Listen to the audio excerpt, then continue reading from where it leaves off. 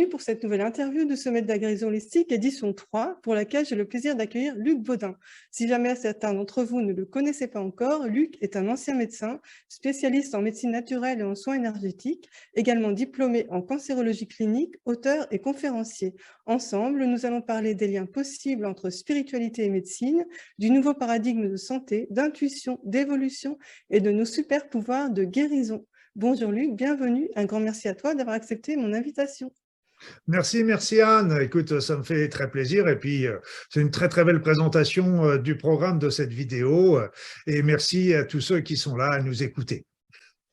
Alors, l'ancien modèle de réalité a produit une médecine de guerre où on lutte contre la maladie, les virus, les cellules dysfonctionnelles, les symptômes et contre soi-même aussi, pourquoi pas? Comment cette approche se transforme-t-elle dans le cadre de la médecine spirituelle? Waouh, waouh. Ça commence fort. Oui, c'est un changement complet de paradigme, Et c'est vrai que la médecine, c'est une médecine de guerre, mais il n'y a pas que la médecine. C'est qu'on est tous dans un système très paranoïaque. On est toujours en train de se dire l'univers nous veut du mal. Il y a toujours des risques d'éruptions solaires qui viennent sur la Terre, une comète qui peut arriver, un virus qui peut nous. Donc on est toujours dans un système guerrier, et on vit dans une société de compétition. Et là, je voudrais déjà tordre le cou à cette idée, c'est que même Darwin n'était pas un féru partisan de cette histoire de compétition, parce que il y a eu beaucoup de choses qui ont été faites aussi dans la coopération. Et là, je donnerai l'exemple tout simple, c'est de la première constitution de la cellule. Il a fallu associer que beaucoup d'organites s'associent pour constituer la cellule. Donc, c'était l'association même de la carpe et du lapin. Donc, c'était l'association. Si c'était pas associé, tout le monde serait mort. Et donc, il faut changer les paradigmes par rapport à notre vision du monde, parce que si l'univers cherchait à nous détruire, ce serait fait depuis longtemps. Et de même, là, au niveau de la maladie, on est toujours paranoïaque par rapport à ça. Je vais donner un exemple. C'est que quand il y a un début de cancer, par exemple, eh bien, il y a des cellules anormales qui se forment au niveau de l'organisme. Et puis, on dit c'est parce que elles vont se développer parce que notre système immunitaire est défaillant. Et ça, c'est faux dans la 99% des cas, mis à part des situations de personnes grandement dénutries ou qui sont sous immunosuppresseurs. Notre système immunitaire est vaillant et est efficace. Mais pourquoi laisse-t-il passer?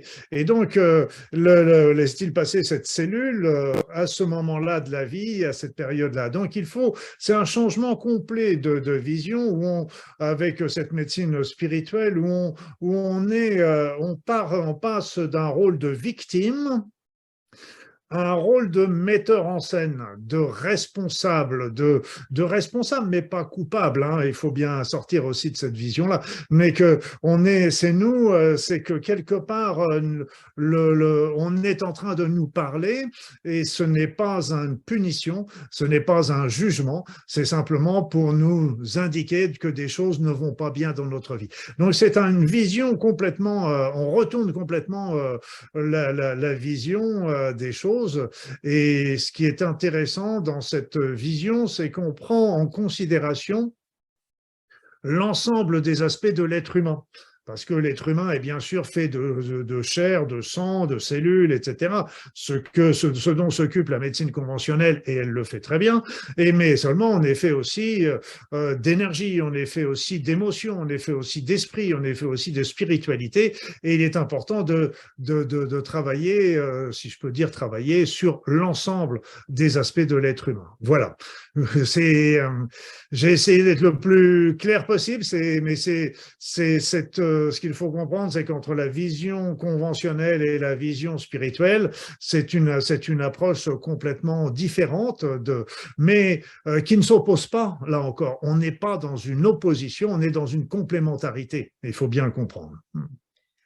Donc, par rapport à ce que tu nous dis là, on ne peut que changer de perspective sur la maladie et ne plus la considérer comme un bug de l'intelligence du vivant, mais peut-être plutôt comme la manifestation de cette intelligence. Qu'est-ce que tu auras envie de nous dire là-dessus? Oui, ben là, tout à fait. On peut parler d'intelligence, du corps, mais je dirais plutôt l'intelligence de l'être, de conscience. C'est que lui, c'est-à-dire, c'est que nous sommes des êtres faits de chair et de conscience. Nous avons une conscience du corps qui gère le corps et qui, via le système autonome, qui fait les battements cardiaques, la respiration, la digestion, qui va assumer les principales fonctions, qui va nous stimuler par rapport à l'alimentation, par rapport à nous protéger contre le froid, etc., etc. Et donc ça, c'est tous les mécanismes, je dirais, automatiques, reptiliens, dirons-nous. Et puis il y a l'autre conscience qui est une conscience beaucoup plus élevée, supérieure, qui est venue s'incarner qui s'est incarné dans cet être physique. Et, et cette conscience, eh bien, est là pour expérimenter quelque chose. Donc on est véritablement également dans une recherche spirituelle. Qu'est-ce que nous sommes venus faire sur cette terre? Où est-ce que l'on va? Est-ce qu'il y a un sens à la vie en général? Est-ce qu'il y a un divin? C'est des réponses qui doivent être personnelles, bien sûr, mais l'important, c'est de se les poser. Et donc, cette vision nous permet d'aborder les choses tout à fait différemment. C'est-à-dire qu'on n'est plus des victimes, mais c'est que si quelque chose nous arrive dans notre vie, c'est quelque part que nous les avons attirés, que notre être, notre conscience les a attirés dans notre vie pour nous apprendre quelque chose.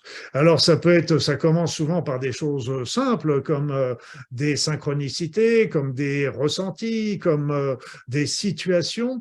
Et puis si on n'entend toujours pas les messages de notre être, ça va finir par s'inscrire dans le corps. Alors peut-être avec des petites choses qui seront certes désagréables, mais pas trop méchantes, comme des aigreurs d'estomac, une douleur d'épaule, une rhinite, etc. Et puis, si ça continue, bien, ça peut s'inscrire en une véritable maladie. Mais comme je le disais tout à l'heure, la maladie n'est pas une punition. Jamais. Il n'y a pas de punition, il n'y a pas de jugement. Il y a simplement, notre être, elle nous dit, bah, tu n'as pas voulu entendre quand je t'ai envoyé des messages doux, je dirais, quelque part. Et donc là, je suis obligé de t'envoyer un message plus fort pour que tu comprennes que tu n'es pas sur ton chemin, sur le chemin, tu n'es pas heureux, tu n'es pas dans les éléments que toi, tu devrais développer dans ta vie pour être bien. Voilà, donc, et il y avait un médecin, le médecin anglais Edward Bach, que beaucoup de personnes J'allais y connaissent, venir. voilà, avec ces fameuses petites fleurs de Bach, tout le monde connaît ces fleurs de Bach, enfin tout le monde, beaucoup connaissent ces fleurs de Bach, mais peu connaissent la philosophie du docteur Bach, et qu'il dit, il avait bien déjà abordé le problème en disant grosso modo, hein, c'est pas une citation mot pour mot, mais c'est nous tombons malades parce que nous avons des choix, nous faisons des choix, nous faisons des actions dans la vie de tous les jours, dans la vie matérielle, qui ne sont pas en adéquation avec nos aspirations profondes. Et ça, c'est très, très, très important parce que c'est évident que notre être nous pousse à faire développer certaines choses. C'est-à-dire, en général, ça correspond à nos rêves, à nos souhaits, à tout ce qu'on peut imaginer et qu'on refoule parce qu'on dit c'est pas possible, c'est pas. Et en fait, on se retourne vers la matérialité avec ce monde qui nous pousse à faire, à développer notre pouvoir financier, notre développement social, etc. Mais tout ça, ça ne correspond pas aux aspirations de notre âme. Et donc, à ce moment-là, notre âme souffre, et c'est là parce que nous ne répondons pas aux véritables aspirations de notre être. C'est ça la clé. Et c'est pour ça que la maladie est là pour nous le rappeler, simplement. Alors, remettre en adéquation notre âme et notre personnalité, est-ce cela la véritable source de guérison? Oui, moi Ouais. je pense que c'est la principale source de guérison et c'est la principale prévention de la maladie. Donc c'est pas facile à réaliser, hein. C'est pas réalisé, c'est pas facile à réaliser dans le sens que il n'est pas toujours facile dans notre société de ne pas succomber quelque part aux appels qu'ils nous ont faits. Et puis on doit bien vivre, on doit bien gagner de l'argent pour subvenir aux besoins de notre famille, etc. Mais seulement à côté de ça, on peut quand même développer un certain nombre d'aspects, d'aspirations qui sont à l'intérieur de nous. Quant à la guérison, ce qu'il faut comprendre, c'est que pour moi, dans la guérison, il faut utiliser tous les outils que nous avons. Tout à l'heure, je disais que la médecine spirituelle est complémentaire. Elle est vraiment au sens holistique du terme. C'est la médecine la plus holistique qui soit d'ailleurs parce elle ne repousse pas la médecine conventionnelle en sens qu'il faut utiliser les traitements conventionnels, surtout quand il y a des maladies importantes, des maladies graves, mais on peut utiliser les médecines naturelles. Après ça, on peut travailler sur l'énergétique. Après ça, il y a aussi la compréhension du sens de cette maladie. Moi, j'appelle ça avec la symbolique de la maladie, parce que chaque maladie et chaque organe correspondent à une symbolique. Et c'est pas un hasard si telle maladie arrive à tel moment de notre vie. Je vais donner un exemple que j'avais connu dans mon cabinet quand j'exerçais, et c'était un monsieur qui avait une grosse sciatique. Ce monsieur, il était chauffeur routier. Chauffeur routier, maladie lombaire, c'est une maladie professionnelle. Donc, j'aurais pu m'en tenir là. Mais en fait, je l'interroge en lui disant, mais ça n'a pas l'air d'aller très fort dans votre vie et en ce moment. Et lui a été abasourdi par ma, par ma remarque, parce qu'il me dit, comment vous pouvez le savoir? Et je lui explique qu'en fait, la colonne vertébrale, c'est le symbole de la direction de sa vie. Et quand on ne sait pas trop où diriger notre vie, la colonne vertébrale va à volo. Et donc, à ce moment-là, c'est là qu'on commence à avoir des problèmes. Et donc, lui, il me raconte qu'à ce moment-là, qu'il avait des gros problèmes conjugaux à ce moment-là, parce que son travail lui prenait beaucoup de temps et sa femme lui disait, maintenant, t'es tout le temps dans le camion, t'es plus jamais à la maison, il va falloir que tu choisisses un beau jour. Et donc, lui, il était dans cette situation de choix. Et donc, son colonne vertébrale avait à voiler à volo. Et ce qu'il faut comprendre, c'est que, évidemment, moi, je lui ai fait des soins médicaux avec des traitements conventionnels, naturels, énergétiques, l'acupuncture que je lui ai fait aussi à l'époque, etc. Donc, tout ça, ça l'a amélioré. Mais pour vraiment guérir, le fin mot de l'histoire, c'est que c'était à lui de choisir ce qu'il devait faire dans sa vie, au niveau de son travail, au niveau de sa vie conjugale, etc. Et tant que ce ne serait pas solutionné, on pouvait améliorer, on pouvait faire disparaître temporairement le problème, mais il reviendra régulièrement tant que le choix n'aura pas été fait. Donc c'est là, il y a toujours une symbolique. Et quelque part, qu'est-ce que ça voulait dire? Ça, c'était le premier plan du symbole. Le deuxième plan du symbole, ça voulait dire aussi quoi?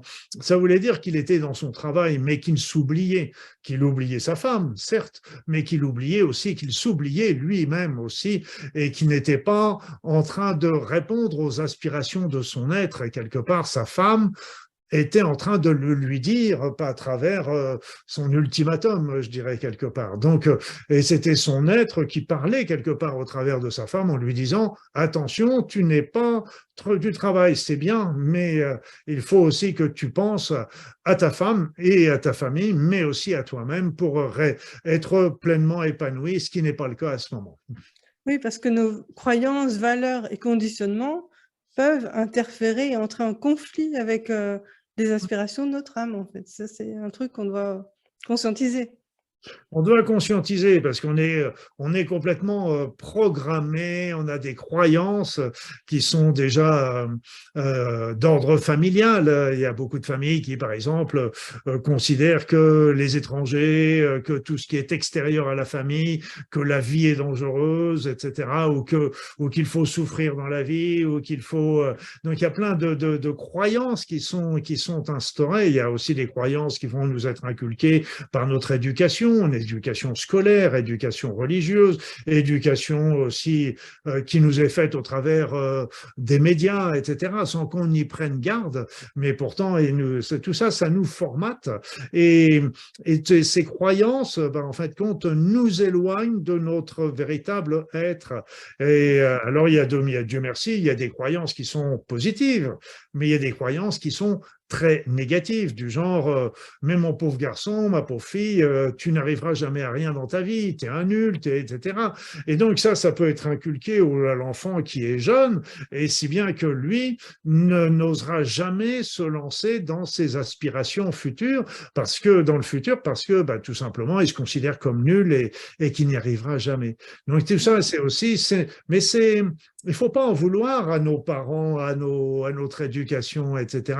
Il ne faut surtout pas en vouloir, parce que ça fait partie de notre chemin de vie. On les a choisis pour ça, et parce que justement, ils vont nous inculquer des croyances dont il va falloir nous émanciper. Et ça, c'est très, très important. Et c'est pour ça, quand j'ai des personnes qui me disent à 20 ans, oui, moi je suis un peu comme mes parents m'ont fait. Bon. C'est pas faux, parce que là, on est encore à peine sorti du giron familial. Donc, mais quand on me dit ça à 50 ans, là, je dis non. Parce que là, on a eu quand même des décennies pour effacer un petit peu ou changer les programmes qui nous ont été faits. On est les seuls maîtres de notre vie et de notre destin. À nous de changer justement ces croyances, ces limitations, et c'est pour ça d'ailleurs que je ne sais pas si tu es au courant, mais j'ai fait sur ma chaîne YouTube et sur mon site, il y a tout un protocole de déprogrammation. Parce qu'on a des programmes qui sont multiples et qu'on reçoit de multiples façons, et donc qui nous bloquent et qui nous limitent dans notre être. Et ça, il faut absolument s'en émanciper si on veut véritablement vivre notre vie et vivre nos aspirations. Alors, dans l'optique de la médecine spirituelle, quel rôle pourrait-on donner à l'intuition dans le processus de guérison, puisque l'intuition est l'un des moyens de connexion avec notre âme? Oui, oui, bah, l'intuition, le cœur, l'être intérieur, l'âme, tout ça fonctionne ensemble. Et c'est ce que je disais tout à l'heure, quand notre âme souffre. Quand notre âme souffre parce que nous ne répondons pas à ses appels, c'est-à-dire qu'on ne répond pas au chemin que nous étions fixés, et donc nous ne répondons pas à nos aspirations profondes, donc notre âme souffre, nous souffrons quelque part, parce que nous ne sommes pas heureux, nous voyons nos rêves qui sont loin, et nous n'osons pas les aborder. Et comme disait, il y avait un homme célèbre qui disait c'est pas parce que c'est difficile que nous n'osons pas, c'est parce que nous n'osons pas que c'est difficile.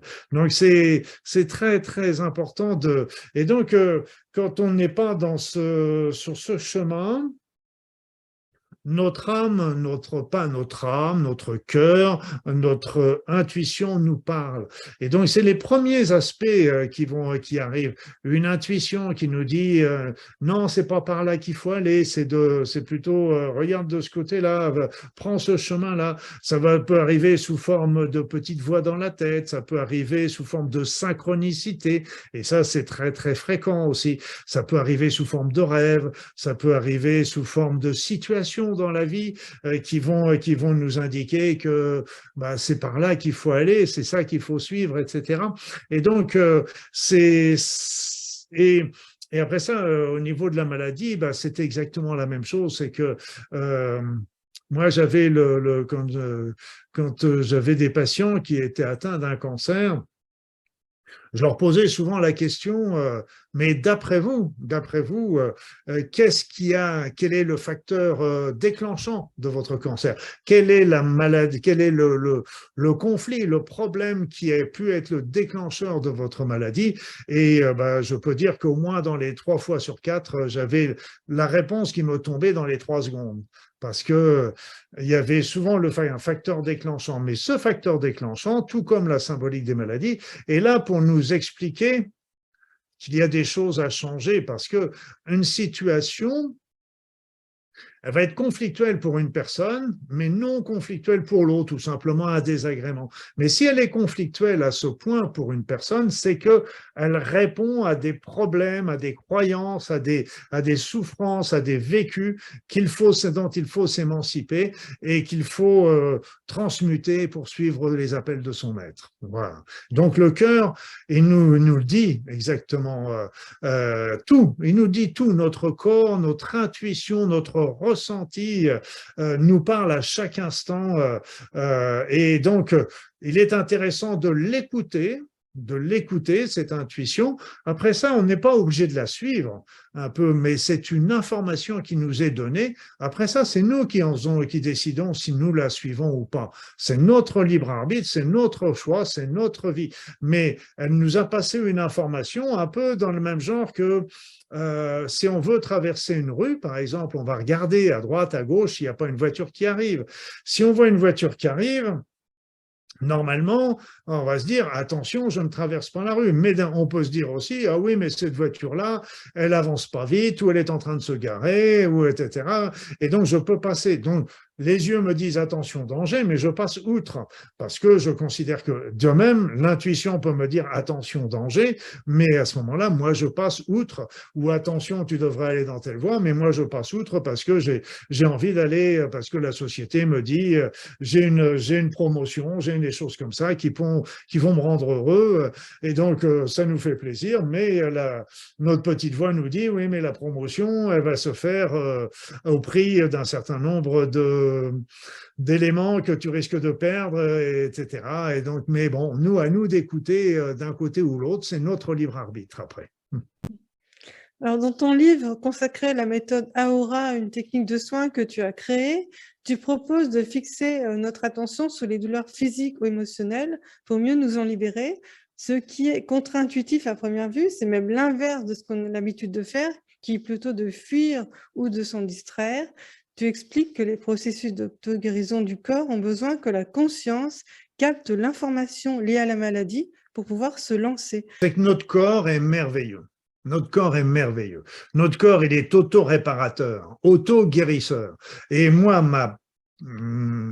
ma pensée, c'est que mis dans des bonnes conditions physiques, psychiques, énergétiques, spirituelles, eh bien, il est capable de faire des guérisons, je dirais presque miraculeuses.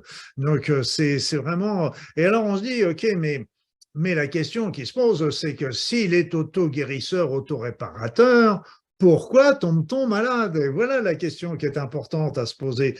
Donc, s'il est merveilleux, alors la médecine répond, non, si on tombe malade, c'est parce que il a déraillé, il a pas vu un virus, il a pas vu une cellule méchante, ou l'immunité est trop faible, etc., ou il a déraillé sur des voies auto-immunes, etc. Donc, mais notre organisme, il déraille pas. Pour moi, il ne déraille pas. Et s'il laisse passer un certain nombre de choses, c'est pour deux raisons principales. La première, c'est que, comme on l'a dit déjà dans tout ce début d'émission, c'est qu'on n'a pas entendu, il est important de comprendre le sens de la maladie. Et tant qu'on ne l'a pas compris, le corps ne réagit pas, il est en stand-by en disant il est important que tu comprennes, et quand tu comprends, nous, on réagit.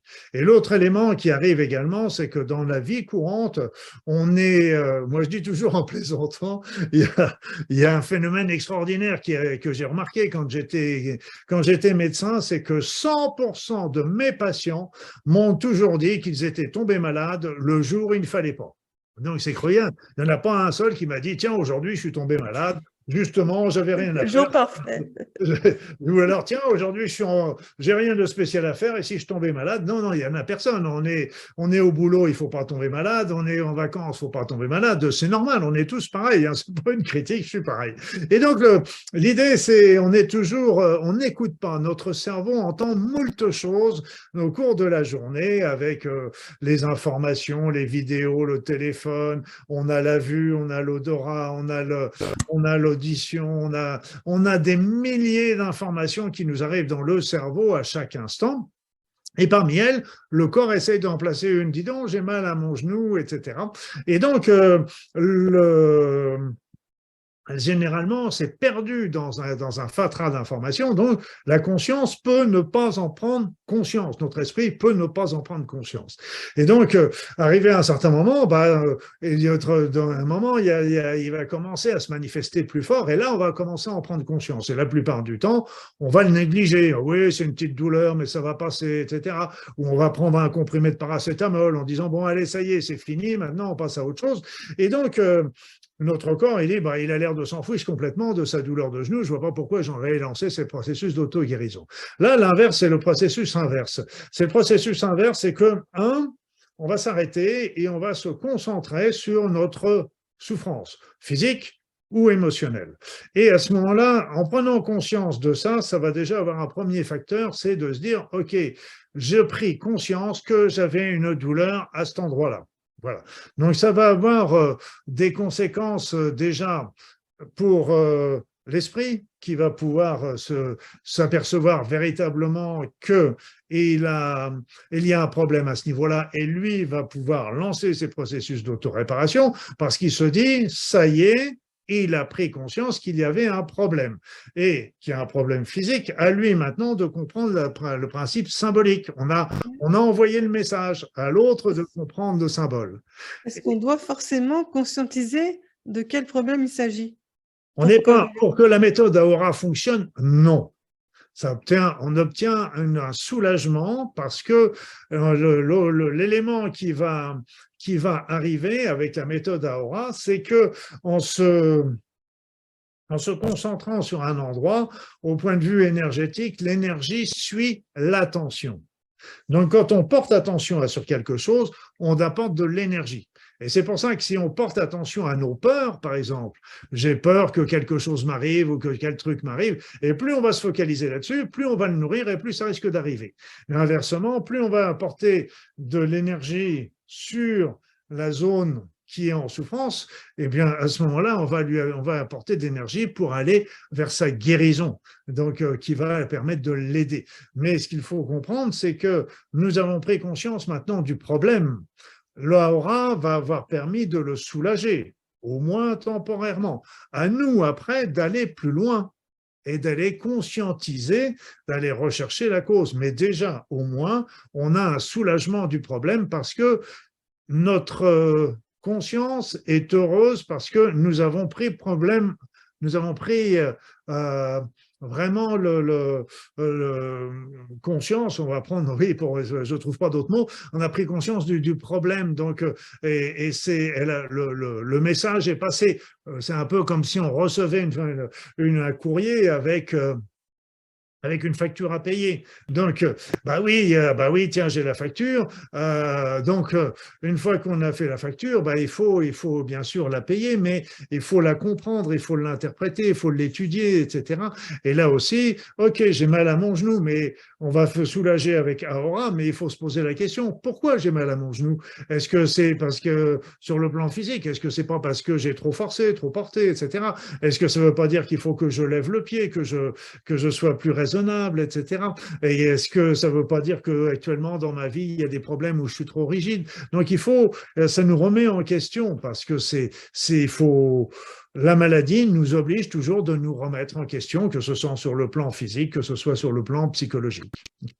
En sachant que souvent on se cache derrière les causes physiques, en fait. J'ai fait du jardinage, j'ai mal au genou et c'est tout. Mais en fait, il y a autre chose derrière en général. Exactement, tout le monde le fait, tout le monde le fait, et tout le monde, la médecine le fait également. Et c'est pour ça que la notion de rechercher, par exemple, j'ai mal au genou parce que j'ai fait du jardinage. OK, c'est vrai. Cet homme avait mal au genou, avait une sciatique parce qu'il était chauffeur routier. C'est vrai. Mais pourquoi, alors qu'il est chauffeur routier depuis des années, pourquoi alors qu'on fait du jardinage depuis des années, ça vient aujourd'hui à ce moment-là? Et ça, c'est justement pas un hasard. Et c'est là qu'il faut commencer à regarder d'un petit peu plus près la situation dans sa globalité et non pas uniquement sur le plan physique. Alors, les scientifiques ont montré que l'univers est en expansion constante et infinie, que le vivant dans son ensemble est embarqué dans un mouvement d'évolution naturelle. Donc, est-ce qu'on peut dire que si en tant qu'individu, nous refusons l'évolution et le changement, cela revient à refuser la vie et qu'alors nous nous exposons forcément à des difficultés de santé? Je crois que c'était Bouddha qui disait que la seule constance dans l'univers, c'est l'inconstance. Donc, c'est l'inconstance. Donc, ça, c'est très, très important à bien comprendre. Mais le problème, c'est que nous avons notre petite zone de confort avec nos petites habitudes, avec nos petits ronrons, avec nos petits trucs, donc qui sont toujours très rassurantes. Et, euh, et donc, aujourd'hui, on voit bien qu'avec tous les événements qui se produisent au niveau national et je dirais planétaire, que ce soit autant les inondations, les sécheresses, la guerre, les pénuries, l'inflation, la montée des eaux, donc tout ça, ça montre que de toute façon, tout ça, ça change et il est important de comprendre que nous devons de la même manière évoluer parce que nous ne sommes pas faits pour rester assis sur notre siège. Il y a beaucoup de personnes qui restent les bras croisés avec des rêves en disant « j'attends les opportunités pour les réaliser ». Et ça, c'est exactement le processus inverse qu'il faut faire, c'est qu'il faut commencer par les réaliser, aide-toi, le ciel t'aidera, et à ce moment-là, les opportunités arriveront. Alors c'est vrai que à partir du moment où on est dans l'immobilisme, on n'est plus dans les aspirations de notre être et ça peut favoriser la survenue sur le plan spirituel de maladies, parce qu'il y a un mal-être à l'intérieur de nous, donc on est rongé quelque part par ce mal-être. Par exemple, il y a une étude qui a montré que les personnes âgées qui ont un but dans leur vie, que ce soit familial ou que ce soit associatif ou que sais-je, eh bien, ont déjà à peu près ont beaucoup moins de chances d'être atteints de maladies d'Alzheimer. Voilà, parce que l'immobilisme, ça rend triste aussi, ça rend pas forcément heureux. On occupe nos journées plus que de les vivre, en fait. Et donc, on n'est plus, là encore, on n'est pas dans les aspirations de notre être. Moi, j'adore voir ces personnes âgées qui sont toujours joyeuses, avec le sourire, malgré tout ce qu'elles peuvent vivre. Et je trouve ça admirable. La plupart, d'ailleurs, sont beaucoup à l'écoute des autres aussi, par rapport à ça. Et donc, c'est vrai que quand on est dans notre petit ronron, eh bien, on n'est pas en train de vivre parce que c'est le seul moment où on vit véritablement, c'est quand on sort de notre zone de confort. Mais évidemment, on est là en se disant, il y a des risques. Oui, mais il faut faire confiance, il faut se faire confiance. Et, et je dirais qu'il est important d'essayer de créer nos rêves, créer nos aspirations, parce que le jour où on va mourir, parce que ça arrivera, hein, ça arrivera. Hein. Là, il y avait Woody Allen qui disait toujours, la vie est une maladie mortelle, sexuellement transmissible. Voilà, donc on va mourir. Le jour où on va mourir, eh bien, ce qu'il faut, c'est avoir des souvenirs, mais pas des regrets, en se disant « Ah, si j'avais su, j'aurais pu faire ceci, j'aurais pu faire cela. » Il faut essayer de créer ça. Si c'est vraiment notre chemin, ça va le faire. Si c'est pas notre route, ça va bloquer, c'est sûr. Mais au moins, on aura tenté. Et c'est vrai que, rappelez-vous toujours, c'est que quand on est dans l'immobilisme, on n'est pas dans la joie, on n'est pas dans le bonheur. Et donc, c'est comme si il y avait des choses qui nous rongeaient de l'intérieur,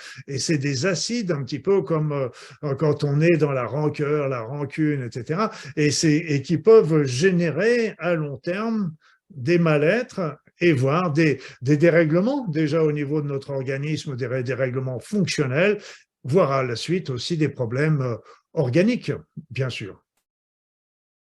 Oui, puis il y a une infirmière, Bronnie Ware, qui a interviewé des personnes en fin de vie et elle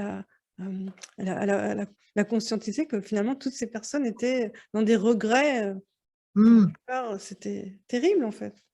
Oui, c'est terrible. C'est terrible. Il y a deux aspects d'ailleurs qui arrivent en vieillissant. C'est qu'il y a les regrets et la culpabilité. Donc là aussi, ça c'est aussi les regrets. Ah, j'aurais pu faire ceci ou j'aurais pu faire cela ou j'aurais pas dû faire ceci ou j'aurais pas dû faire cela. Et avec la culpabilité qui se rattache. Et ça, il faut sortir de ça. Il faut sortir de ça parce que il faut comprendre qu'il est toujours facile de dire après ce qu'il fallait faire avant. Et puis, l'autre élément, c'est que quand on fait un choix à un moment donné de notre vie, on pense à ce moment-là faire le meilleur choix qui soit. Pour des raisons qui sont peut-être pas bonnes, d'accord, mais à ce moment-là, on fait le meilleur choix. On pense que c'est le meilleur choix. S'il s'avère que c'était pas le bon choix, que c'était pas un bon choix, qu'est-ce qui va se passer à ce moment-là? Eh bien, à ce moment-là, on va s'apercevoir qu'on s'est trompé. Et on se dit, ah là là là là, ça y est, c'était une erreur, etc., c'est de ma faute. Oui, c'est vrai, mais d'un autre côté, on a appris. Ça a pris, c'est une leçon de la vie qui nous est arrivée. Et si la situation revient, eh bien, nous ne le recommencerons pas deux fois. Donc, il ne faut pas avoir de regrets. On fait toujours le mieux que l'on pense, le plus juste, même si c'est avec des idées égoïstes, etc. Mais quelle que soit la décision qu'on prend, eh bien, sont des expériences, des leçons qui nous ont fait grandir. Et là, on est aujourd'hui ce que l'on est de par nos choix antérieurs, les bons comme les mauvais. Et ce qu'il faut bien, faut pas être dans ces regrets, ça nous a fait avancer, comprendre, etc. Et là aussi, ce qui est important, c'est de continuer en vivant le moment présent, parce que là aussi, en vieillissant, on est trop souvent dans les rétroviseurs, en train de regarder, de ruminer le passé. Mais le passé, on ne peut pas le changer. Il nous a fait ce qu'on a fait aujourd'hui. Le futur, ah bah oui, bah là, on a les années qui changent, donc on est plus près de la fin. Bah oui, c'est vrai, personne ne peut dire le contraire, mais il faut arrêter de ruminer ce passé, plutôt de profiter du moment présent pour développer son être et développer ses aspirations. Parce qu'on peut toujours, qu'on ait 80, 90 ans, on peut faire toujours des choses merveilleuses pour les autres. On peut les aider, on peut leur téléphoner, on peut les consoler, on peut être là tout simplement présent. Et c'est tout, quel que soit l'âge, on est tous utiles. Et d'une manière générale, notre société n'encourage pas le questionnement spirituel, elle nous met la tête dans le guidon, dans la rapidité, la distraction, pour que l'on n'ait pas trop le temps de penser et que l'on serve sagement un système pyramidal. Or, chercher ses propres réponses aux questions existentielles conditionne notre rapport avec la vie, avec notre santé, bien plus qu'on ne l'imagine. Qu'aurais-tu envie de nous dire à ce propos? Oui, ben, de toute façon, c'est que nous sommes des êtres spirituels, vivons une expérience matérielle. Donc, il faut pas, on n'est pas des êtres matériels qui avons de temps en temps des expériences spirituelles. Nous sommes des êtres spirituels qui vivons une matérialité. Cette matérialité nous apporte plein d'expériences. Certains qualifieront d'épreuves dans certains cas, mais c'est nous qui les qualifions d'épreuves parce que nous les ressentons ainsi. Pour d'autres, ce sera simplement une expérience. Et donc, nous sommes là pour progresser, pour avancer sur ce chemin de vie. On a choisi de vivre dans cette société, il faut bien comprendre. Quand avant de nous incarner, nous avons choisi nos parents, notre société, notre religion, notre niveau social, etc. On a choisi plein de choses, notre physique, hommes, femmes, nos forces et nos faiblesses, etc. On a choisi tout ça. Et donc tout ça, ça nous permet on est dans les meilleurs endroits, on est toujours au bon endroit au bon moment. Je répète, on est toujours au bon endroit, au bon moment. Et ça, il faut bien le comprendre. Et donc, tout ça, on est mis dans des meilleures situations pour avancer. Donc, aujourd'hui, on le voit très bien avec toutes les situations douloureuses qui peuvent se passer au niveau de la société, sans parler au niveau des individus, avec les risques de faillite, l'inflation, les pénuries, etc. Eh bien, tout ça, ça nous passe vers la matérialité. Mais un beau jour, on a des plaisirs, on nous apporte des plaisirs, donc il ne faut pas rechigner sur les plaisirs. On a le droit d'avoir les plaisirs, d'aller regarder un bon film au cinéma, d'aller au restaurant avec les amis, etc. Ça, ce sont des plaisirs, mais ce n'est pas le bonheur. C'est Et un ça. beau jour, on finit à comprendre que on n'est pas là pour avoir la plus grosse télévision ou la plus belle voiture ou la plus grosse maison ou le plus gros statut social, etc. Et que ça ne nous rend pas forcément heureux. Et donc, on se pose la question de qu'est-ce qu'on est venu faire sur cette terre? Quel est notre but sur cette terre? Est-ce que la vie a un sens? Est-ce qu'il y a un Dieu, etc. Donc là, et c'est là que commence à se poser des questions essentielles, les questions essentielles qui vont nous ouvrir la porte sur l'autre facette de notre être, c'est-à-dire que là commence l'éveil spirituel, c'est le déclic. Ce déclic peut venir progressivement, avec le temps, c'est venu beaucoup chez beaucoup de personnes avec le premier confinement, et ça peut venir aussi à la suite d'un accident, d'une maladie, etc. Et donc d'un seul coup, on va prendre conscience que peut-être que la voiture, la télévision, le coffre-fort, il ne va pas suivre le corbillard. Et donc, on est peut-être là pour, est-ce qu'il y a quelque chose après la mort? Est-ce qu'il y a une vie après la mort? Quel est-il, etc. Donc ça, ce sont les questions essentielles que nous nous posons. Et c'est à ça que nous devons nous atteler dans la vie, parce que, et c'est pas un devoir, c'est pas une corvée, c'est pas une curiosité, c'est véritablement une aspiration de notre être. Tout notre être nous attire vers ce développement de la spiritualité. Alors là, ce chemin est un chemin personnel, est un chemin individuel. C'est-à-dire que moi, j'ai mes opinions, Anne, tu as très certainement les tiennes, et ça, ce n'est pas... L'important, c'est que chacun doit faire son chemin et trouver ses propres réponses. Et là, on peut écouter les messages des différentes religions, des différents sages, des différentes vidéos, etc., lectures, etc. Mais là encore, la réponse est au sein de notre cœur. Et je pense véritablement que plus on suit ce chemin de la spiritualité, et plus ça nous permet quand même de limiter. Et il y a eu beaucoup d'études qui ont été faites, par exemple, sur les religions, les personnes qui pratiquaient une religion, indépendamment de laquelle, eh bien, il y avait moins de problèmes cardiovasculaires, respiratoires, de stress, d'addiction également, et ils avaient la meilleure longévité également. Donc ça concourt, ça montre que ça répond à notre être intérieur et aussi à notre santé et à notre longévité également. Oui, tu as fait un distinguo important, c'est entre plaisir et bonheur. En fait, la société nous incite à confondre les deux. Et ça, Ouais. c'est un piège. C'est un piège, tout comme la piège de réussir dans la vie et de réussir sa vie. Donc, comme je le disais tout à l'heure, on a le droit, on peut être dans la spiritualité et avoir les plaisirs de la vie. C'est pas interdit en disant ah non non non, je vais pas aller au restaurant, je vais pas à monsieur parce que je suis dans la spiritualité. Non non non non, on est des êtres matériels, donc nous avons le droit d'avoir des plaisirs matériels, mais il ne faut pas se leurrer, ce n'est pas le bonheur. Le bonheur, c'est de se réveiller tous les matins avec heureux de la journée qui va arriver. Comme on dit toujours en plaisantant, quand on est sur son chemin de vie, on est heureux. Et donc, quand on est vraiment dans les aspirations de son être, eh bien, le métier que l'on fait, quand on fait le métier qu'on aime, eh bien, on est en vacances toute l'année, tout simplement. Donc, on n'est pas là pour avoir développé notre statut social. On est là pour développer notre être. Et c'est là, et ce qui est intéressant à voir, c'est que quand on est véritablement dans cette recherche spirituelle, on arrive très vite à des notions qui vont nous pousser vers l'intégrité, vers la justice, vers le partage, vers l'aide aux autres, vers l'altruisme, vers l'écoute des autres, vers l'équité, vers la compassion, l'empathie, quelque part, vers l'amour. Et ce qui est extraordinaire, et ça c'est véritablement à observer quand nous sommes dans ces sentiments-là, eh bien tout simplement nous sommes bien et nous sommes heureux. Ça montre bien que nous sommes faits pour ça. Par contre, quand on est dans la haine, quand on est dans la compétition, quand on est dans la rancœur ou dans la rancune, eh bien, c'est des choses qui vont nous apporter des acides dans notre corps et quelque part, ça ne nous rend pas heureux.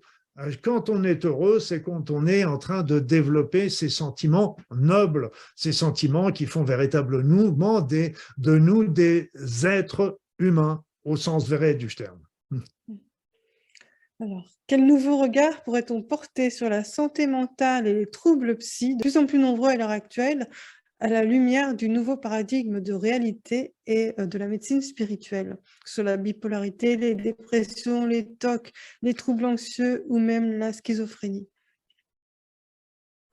Beaucoup de choses différentes que tu évoques là, Anne. C'est que, d'abord, je tordrai le cou sur une chose, c'est que, par exemple, on prend les enfants autistes, les enfants qui sont des hyperactifs, qui ont des troubles de l'attention, les enfants HP maintenant au potentiel, etc. Tout ça, ce sont des êtres qui ne sont pas pathologiques. Ils ne sont pas pathologiques dans le sens que ce sont des êtres qui sont différents. Et ils ne sont pas adaptés, ils sont des inadaptés, oui, mais des inadaptés à notre société. Or, notre société n'est pas franchement un modèle du genre. C'est une société qui est très déséquilibrante, au contraire. Donc, eux, ils ont des talents extraordinaires, au contraire, qui ne demandent qu'à être développés. Et si on leur donne la possibilité de développer ces talents, ils seront extraordinaires, ils seront magnifiques. Non, l'aider, c'est aussi, moi je vois, par rapport aux adultes, par exemple, eh bien, on a ces notions de dépression qui touchent de déprime ou de burn-out, qui touchent des millions de personnes. Et ça, pourquoi? Pourquoi? C'est que tout simplement, ces personnes ne trouvent pas dans la société la manière de développer leur véritable être. Ils sont dans la souffrance. Alors souvent, il y a des chocs émotionnels, ils ont été mis en sur-régime, un peu comme les personnes qui sont en surcroît de travail pendant 6 mois, ils vont se retrouver avec un burn-out au bout du compte. Des personnes qui ont des dévalorisations, qui ont eu des chocs émotionnels, qui ont eu des regrets importants de culpabilité, etc., se retrouvent dans des situations de dépression. La schizophrénie, la maladie d'Alzheimer est une maladie, par exemple, que j'ai beaucoup étudiée et c'est souvent, c'est que les personnes partent justement s'enfermer dans le passé parce que ils sont justement dans un sentiment d'échec de leur vie, et aussi c'est qu'ils ne se reconnaissent plus dans la société. Regardez aussi les personnes âgées, on les met dans des maisons de retraite et ils sont mis sur la touche et ils n'ont plus ils n'ont plus aucun sentiment d'utilité par rapport à cette société. Il n'y a rien de plus déprimant que de se sentir inutile et de voir les jours passer comme ça. Et donc, c'est cette société, la société où l'on vit est une société qui est très basée sur la compétition, la réussite, la richesse, et en fait, sont des sentiments qui sont complètement artificiels et des sentiments qui ne nous rendent pas heureuse. Et personnellement, quand j'ai fini mes études de médecine, j'avais été bien formaté par toutes ces études pendant 8 ans. Donc, j'ai été bien formaté là-dessus, mais moi, j'étais un électron libre et je suis toujours, et j'avais besoin d'air, et je suis parti pendant 1 an et demi faire le tour du monde avec mon sac à dos en tant que routard. J'étais vraiment le routard, je vivais avec les populations locales, etc. J'ai vu une multitude de pays à ce moment-là, mais peu importe. L'intérêt, c'est que je me suis dit en rentrant, mais qu'est-ce que tu tires de tout ça? Qu'est-ce que tu tires de tout ça? De tous ces pays que tu as vus, ces civilisations, ces choses comme ça, merveilleuses partout, qu'est-ce que tu tires de tout ça?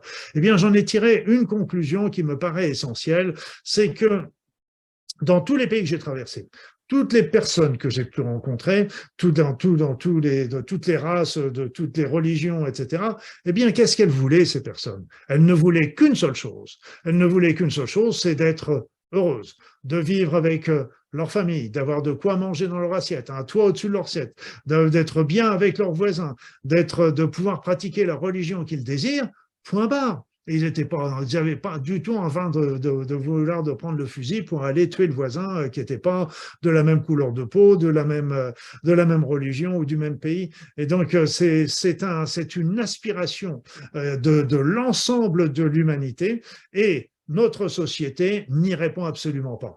Et malheureusement aujourd'hui, et on l'a vu très bien avec les histoires de pandémie, d'infection, qu'est-ce qui s'est passé? Eh bien, nous avons la liberté et nous avons la sécurité. Donc, l'État a renforcé son pouvoir pour apporter un maximum de sécurité. Et tout le monde a donné son pouvoir à l'État pour développer leur sécurité. Mais ça, c'était au détriment tout simplement de la liberté. Et il n'y a aucune manière de pouvoir être sécurisé à 100%. Ce n'est pas possible, et en particulier contre un virus qui change et contre les situations mondiales, etc. Il n'y a pas de sécurité à 100%. Par contre, il faut trouver l'équilibre entre sécurité et liberté individuelle, j'entends. Et ça, c'est extrêmement important parce que cette liberté nous permet de réaliser notre rêve, de réaliser nos aspirations, de réaliser ce pourquoi nous sommes là. Et si la société n'y répond pas, c'est peut-être l'opportunité de le chercher en nous-mêmes, finalement, de se référer à notre pouvoir personnel. Oui, c'est-à-dire, c'est que tu as raison, tout à fait. C'est que déjà, la première chose, je l'ai dit déjà plusieurs fois, ce n'est pas un hasard si on a choisi de vivre dans cette société-là. C'était justement pour nous faire comprendre il y a un enfermement qui se crée et cet enfermement, nous ne le voulons pas. Et donc, ce qu'il faut, c'est à ce moment-là sortir, faire Jonathan le goéland, sortir du bocal et puis aller développer son être intérieur. Et c'est ça ce qui nous est demandé aujourd'hui. On ne peut pas changer le monde, mais on peut changer notre monde intérieur. Et en changeant notre monde intérieur, à ce moment-là, ça va permettre de changer aussi, d'aider les autres à faire de même et à changer le monde progressivement. Donc, c'est ça ce qui est important, c'est on peut, là, Dieu merci, c'est pas le cas en France, mais on peut nous taper sur la tête autant qu'on veut. Moi, je me rappelle, à l'époque, j'étais jeune à ce moment-là, mais j'ai connu les 68 arts et il y avait donc la chanson qui disait de coups de matraque sur la tête ne changez pas les idées qui étaient dedans sur les crânes intelligents et ça changeait pas les idées qui étaient dedans. On peut enfermer des personnes dans des cages, mais ça ne leur empêche pas de penser et d'évoluer, etc. Regardez ce qu'a pu nous faire aussi un exemple magnifique était quand même Nelson Mandela qui a fait cette évolution alors qu'il a été emprisonné je ne sais combien d'années. Hein. Donc, c'est les incarcérations nous bloquent. On peut bloquer notre corps, mais on ne bloque pas notre esprit. Et notre esprit est très, très puissant. Il ne faut pas l'oublier. Alors Luc, pour terminer cette interview, j'aimerais te demander à quoi ressemblerait selon toi l'hôpital du futur sur une ligne de temps positive et lumineuse pour l'humanité, bien sûr. L'hôpital du futur. L'hôpital du futur, déjà, quand on parle d'hôpital, on parle de curatif. Déjà. Donc, ce qu'il faut, on aura l'occasion après, un petit peu après, de parler surtout de préventif. C'est ça qui va être le plus important. Parce que de soigner est bien, mais empêcher d'être malade et éviter d'être malade est mieux encore. Donc, dans un hôpital, je dirais, l'hôpital du futur serait un hôpital qui utiliserait les compétences de la médecine conventionnelle. Pour moi, j'ai été médecin pendant 25 ans et j'ai pu apprécier tous les effets qu'elle pouvait avoir, même si elle ne guérit pas un certain nombre de maladies, elle permet au moins de les soigner, de les équilibrer, etc., ce qui est déjà très important. Et puis après, les médecines naturelles pourraient aussi avoir leur place. Ce qu'il faudrait, c'est arriver à développer pour elles des études pour qu'elles montrent leur efficacité. Parce que pour le moment, on n'a pas des études suffisamment de grande envergure. Les études les plus belles qu'on a, c'est sur quelques dizaines ou une centaine de personnes, mais c'est loin d'être suffisant pour les montrer comme étant possiblement des alternatives dans certaines situations à la médecine conventionnelle. Donc, il faudrait développer des études, mais je verrais donc un petit peu comme après ça des médecins énergéticiens qui seraient là aussi. Après ça, on pourrait voir des personnes qui seraient aider les personnes au niveau psychologique à comprendre le sens de leur maladie, l'origine de la maladie. Mais comprendre le sens de la maladie ne suffit pas, c'est qu'il faut aussi les aider à changer, à digérer, par exemple, le conflit psychologique et à changer, à voir ce qu'elles pourraient changer dans leur vie en fonction du message. Et puis après, il pourrait y avoir, moi je suis pas là pour faire du prosélytisme, surtout pas, parce que là encore, je suis un électron libre, mais aussi peut-être aider les personnes à voir des religieux de leur religion, déjà les prêtres, les imams, etc., de leur religion pour les aider, ou simplement de rencontrer des êtres spirituels qui permettraient ou des réunions spirituelles qui leur permettraient. Je mettrais aussi, et ça je rajouterais également, des groupes de prière au sein de tous les hôpitaux, parce que c'est extrêmement efficace également sur ça. Donc Et prouvé scientifiquement, ça on l'oublie peut-être, des fois la prière c'est prouvé en fait maintenant. c'est prouvé. Il y a eu beaucoup d'études qui ont été prouvées, étudiées à Harvard également, et qui ont montré l'efficacité des groupes de prière sur les malades qui en bénéficiaient, même quand ils ne le savaient pas. Même quand ils ne le savaient pas. Donc et là, tu vois, ce que je suis en train de te dire avec ces différentes facettes, eh bien, moi, j'ai été plusieurs fois en Chine, où j'ai travaillé même au Tibet, en médecine humanitaire. J'ai été plusieurs fois en Chine dans les hôpitaux traditionnels chinois. Et dans les hôpitaux de médecine traditionnelle, il y a des hôpitaux de médecine conventionnelle en Chine, bien sûr, il y en a plein maintenant, et il y a des des hôpitaux de médecine traditionnelle. Dans les cliniques de médecine traditionnelle, eh bien, il y a toujours 3 types de médecins. Il y a le médecin acupuncteur, il y a le médecin qui va conseiller, qui va donner des conseils diététiques et des conseils de plantes. Et il y a le médecin Qigong qui va travailler sur l'énergie, sur apprendre des personnes à travailler sur ces énergies, etc. Et là, quelque part, la médecine l'hôpital du futur pourrait s'inspirer de ça avec les médecins. Moi, quand j'étais au Tibet, par exemple, j'avais des amchis qui étaient venus pour que je leur enseigne des rubriques, des conseils de médecine conventionnelle européenne, et je leur ai dit, OK, mais on fait 50-50. Je vous enseigne un peu ce que je connais en médecine conventionnelle, mais vous m'enseignez ce que vous connaissez en médecine traditionnelle tibétaine. Et donc, on faisait des consultations ensemble. C'était absolument merveilleux aussi, parce qu'on se complétait par rapport à ça. Et donc, la médecine, l'association des médecines conventionnelles et des médecines naturelles qui ne s'opposent pas mais qui se complètent, la médecine énergétique, le côté psychologique et aider les personnes à ouvrir leur être sans leur donner de réponse, parce que il n'est pas à leur donner de réponse, surtout pas, c'est à chaque personne de trouver ses réponses. Voilà, mais ce qui est le plus important encore, ce serait d'arriver à développer une société qui ne générerait plus de maladies. Waouh! Et ça, ce qu'il faut bien comprendre, c'est que il y avait des peuples, maintenant je pense qu'ils ont disparu malheureusement, il y avait des peuples qui ne connaissaient pas la maladie et qui ne connaissaient pas le cancer, par exemple. Il y avait, moi j'ai vécu un petit peu pendant quelques années en Nouvelle-Calédonie, alors ça se pratique plus maintenant, mais autrefois on me racontait que quand il y avait une personne qui était malade dans la tribu, il y avait toute la tribu qui se réunissait et qui était là en train non pas de dire qu'est-ce que tu as fait pour tomber malade, etc. Non, non, non, non. La tribu se réunissait pour se dire qu'est-ce que nous avons fait pour que cette personne tombe malade.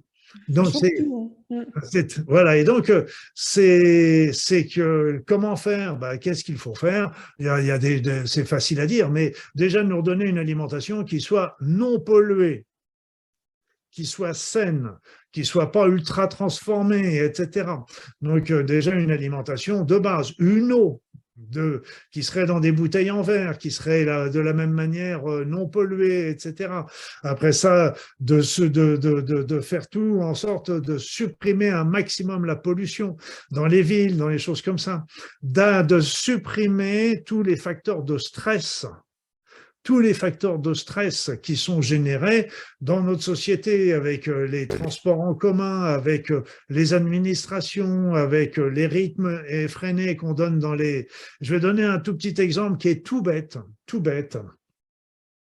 C'est que quand on a à payer, maintenant c'est plus, mais quand on a à payer par exemple l'URSSAF ou quand on a à payer, avant c'était les impôts, etc.